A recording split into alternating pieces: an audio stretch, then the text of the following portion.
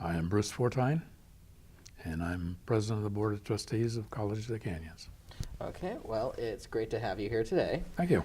So what we are down here is to first ask the question that a lot of the people who are voting usually ask: what is the Board of Trustees? The Board of Trustees are 5 publicly elected people. In other words, we run for office every 4 years, and we are the guiding force representing the community at COC. What are the responsibilities as a board member? Well, basically, the board has only one employee, and that is the chancellor. She works for us, and everybody else works for her.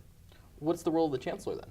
Well, the role of the chancellor is everything that happens on this campus and in the community and in the state on a daily basis. She's the day-to-day person. So her responsibilities are to run the day-to-day operations of the college then? Mm-hmm. Right. So what decisions does she make that she puts forward to the Board of Trustees then? Well, the things that come to us are everything to do with business, purchase orders to board policy to we approve classes. So that's where the approval process comes in. But we're not involved in that process except at our level. Okay, so do you believe that the chancellor has a lot of say in what the board does then? If she is giving all these things forward to you guys? Oh, absolutely. You know, everything must funnel through her to us. Okay. And do you think that you're getting all of the information that you need to make accurate decisions then? Well, I can tell you that Diane Van Hook supplies more information than you can imagine on everything. She's just that kind of person. I've heard that she has a research department now for getting her data that she gives to you guys. Is that something that goes through? I just heard about this recently. Well, I don't know that she has a research department, but she has people who do research, yes, definitely. And it's not for the board. It's for whatever projects or whatever programs she's bringing to the college. So it's to getting general research of everything Sure. that's going on, Oh, yeah. so she can make an informed decision. I mean, in her position, she could not be an expert on everything. So she has staff people who are, a good example is LED lighting. And I'm sure that she's not an expert in that, but she has Jim Schrage, who is an expert in that, and he's the vice president of facilities. By LED lighting, you're talking about the way campus lights that have been changed and the ones in the parking lot then? Right. Okay, so what do you think about the spending then? You've talked about the LED lights. Do you think that spending on something like that is a good example of what we can do as the college? Well, you know, our first priority is education. We're here to educate students. So our focus, number one, is in the classroom. Faculty, support staff, and then you have people who do things like you do. You have people who are involved at all levels, and everybody is a part of the total picture. Even the grounds people, you know, they're a very important part of this campus. And one of the things that makes this campus a place to come is it's a beautiful campus. It's beautiful. We have buildings, and they're maintained, and we have grounds that are well maintained, apart from a drought. But every part of it is part of the big puzzle. So what do you think is the priority for what we spend the money on then? Priorities come in every single department. There's no one in particular? There are certain programs that we have developed over the years. A good example of that is nursing. The nursing program is one of the first programs that I approved as a founding board member. And it's been with us for that long. And not many schools want to have nursing programs because it costs about $5,000 a year more to educate a nursing student than it does the regular student. But that's one of the things that in the next 2 or 3 years, there's going to be a 90,000 nurse shortage I know Okay. it's a really big field and has a lot of shortages. Yeah. So you think the nursing program is a success then? Oh, absolutely. Phenomenal success. There is a waiting list to get in every semester. That's a good problem to have, right? It's a good problem to have, and we're very proud of it. And that's one of the ways that College of the Canyons can serve our community in our region, because our nurses go all over LA County when they're employed. Yeah, it's always good to be putting out the people that help the other people. Mm-hmm. So what do you think about we were talking about the spending. What do you think about the measures that just went through, like the recent one that is for all of the parking structure and the accessibility of the campus? I've also heard that it's for remodeling. Yes. Mm-hmm. What are your opinions on that? Well, Measure E was designed specifically for do what you just said. We have a campus that is old here in Valencia. Some of our buildings go back to 1971. Well, the technology in 1971 is not the technology that we have now. You would not have this building with the cameras and lighting and so forth and so on that didn't exist back in those days. The rules and regulations of that era are very different than what they are now. And so what we are trying to do is bring everything up to standard. And an example is the floors in the building. One of the things that we will have to do is put in another layer of floor so that we can run cables, because nobody had a computer.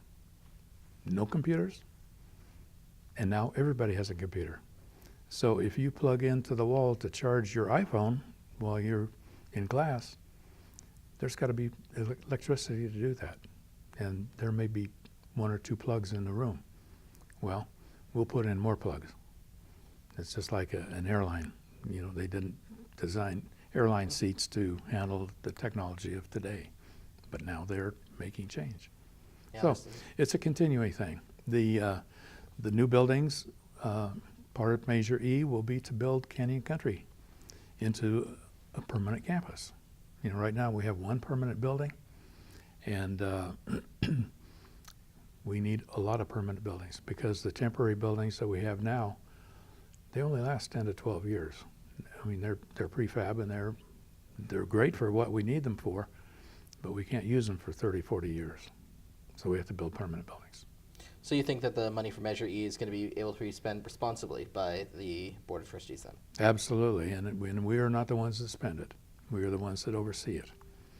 Our business department is responsible for the nickels and dimes. Our facilities department is responsible for the facilities. We've got professional people in all areas. Now what the board does is we oversee. And we have an oversight committee made up of citizens from Santa Clarita. And those people apply, and they are selected to sit on an oversight committee. They are the ones that review all of the spending of the bond measure. And since our first bond measure in the early 70s till the present one, we are audited by an independent auditor twice a year. And we have them, the normal audit goes through 30% of the checks and receipts. We say don't do that, 70%. We want a pure audit. And so that's how we can guarantee to our community that we're spending the money as it's outlined in the bond measure. And one thing I need to tell you is that you can't spend bond money for salaries. You can't spend it for day-to-day operations. It can only be for exactly what you put in the bond measure. And that's what the auditors look for also. I just bring it up because I was curious about Measure M, because I know that was a bond that we had before, and I thought that one was to fix the parking issues we had at that time, and it feels like we still have those same issues. Well, you can't think, you have to know. And if you want to find out exactly how it was spent, you go to the Measure M bond issue, read the ballot statement, and then you would look at how the expenditures were made. Now, in Measure E, it's very specific in that we are building a 1,000-car garage on the Valencia campus. And we will, and that process is underway as we speak. And I'm happy to tell you that because I had to walk for 30 minutes to get to your building this morning because I was out there in the parking lot with all the rest of the students looking for somebody to leave. Well, the reason I say is because I've been having times where I've had to take 2 hours to get here, and it's been quite hard to get to my classes when it's that time period. It is, and that problem is going to be solved in probably 18 months. Well, I would look forward to getting that issue solved. I think that is the students' number one concern is parking versus anything else. Well, it's also universal. This board member's concern. I'm all for it. Okay, so we talked about the parking. What do you think about the actual having to campaign this year? Campaigning this year is very different than it was 2 years ago. You know, it's a phenomena, and this year nobody knows what's going to happen. You know, the presidential election is anybody's guess. You have as many opinions as there are people. And everybody's got probably a little different slant on who is going to be president or how it's going to happen or what the vote's going to be. So if you take it from the presidency down to the state level, you've got people running for the Assembly and for the Senate. And then if you take it down through all the propositions, that takes you down to, at the back of the ballot, we come in, schools and water boards. And so, you know, it's a very different election. We're now in a presidential year, whereas before we were off year, which made it a lot easier. But this year, the competition for ad space or competition for science space or the competition for radio, television is multiplied 1,000 times over. It's very expensive.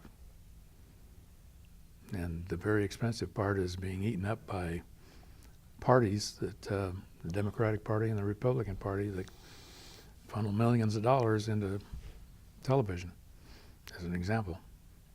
Well, you've got two opponents for this campaign cycle. Mm-hmm. What do you think about them? Nice ladies. And they're very different from each other, and they're certainly very different from me. What would make our voters vote for you over those two? Well, I am a founding board member of College of the Canyons. I was here on the first day.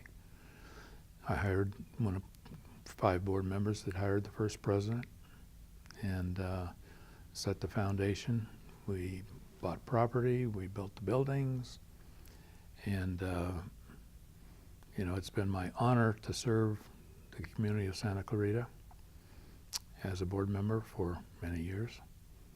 And I have specific talents and skills and abilities that my opponents don't have. Okay.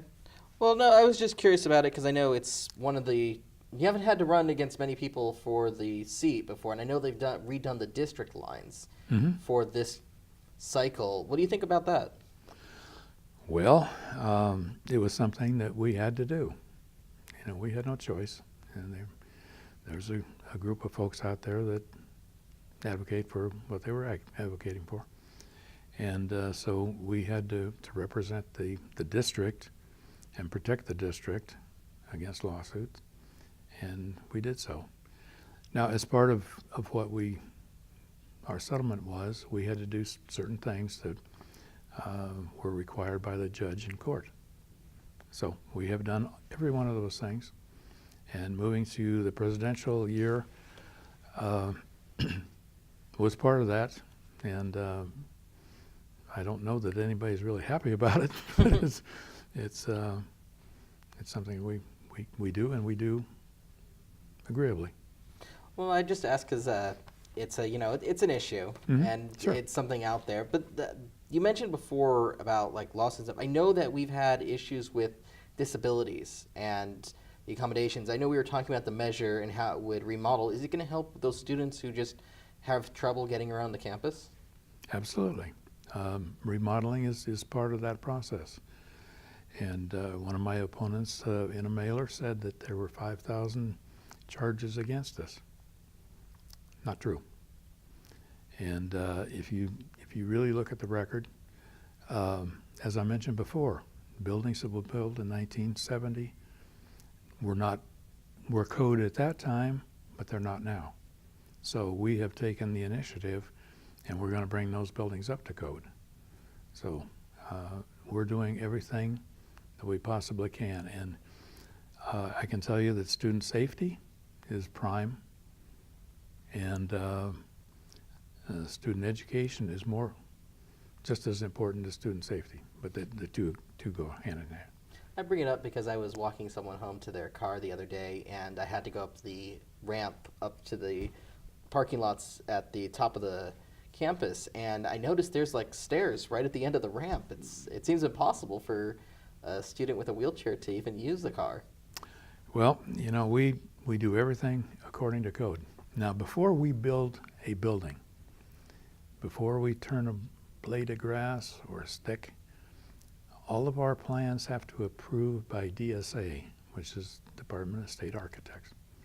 So we go through an intense screening process, and everything has to meet code. The Americans with Disabilities Act is a part of that process, and everything that we do meets code. Well, it's great to hear. I was just curious myself as Sure. a personal aside, just because I noticed it the other night. The other question I wanted to ask you, because we did meet in the meet and greet recently on the campus. Now, normally there's a forum. What do you think about that? A forum for? The forum to have people being able to meet the candidates rather than having a meet and greet versus the one we had this time versus like between the two. Well, the Signal newspaper put on meet and greets or forums, and it was debates, and they decided that they would do it from the state level, Assembly, Senate, and at the county level with Board of Supervisors. And so they did that, but they don't get into the lower levels of water boards or school boards. And so we did a meet and greet with the student government, and we met in the quad area, and it was 2 or 3 hours of just talking to students, and it was very, very impressive. A little windy, but that's what happens in Santa Clarita. But the hamburgers were great, and the students were fantastic. So we did get to meet and greet, and it was all of the candidates for the COC board. Do you think that we could have had a forum here on campus as well? Maybe something to have a debate between the candidates? That was up to the students, and they decided that they did not want to do that. What about your opinion, though? Do you think we could have used one? I can't second guess the students. Whatever they want to do, I will participate. And actually, we've got a debate tonight in the community, but it's the only one that I know of at this point in time. So it's up to other people to put these things on. It's not up to the board. We have nothing to say about who, when, where, why, or anything else. Oh, I was just curious if you wanted to have something like that so you can engage the voters. Oh. That's why I was asking. Yeah, I don't have a problem with that at all. I would welcome the opportunity to tell the truth of what's going on here and not have somebody second guessing. Well, I got a final question for you. Where do you think we'll be in the next 10 years?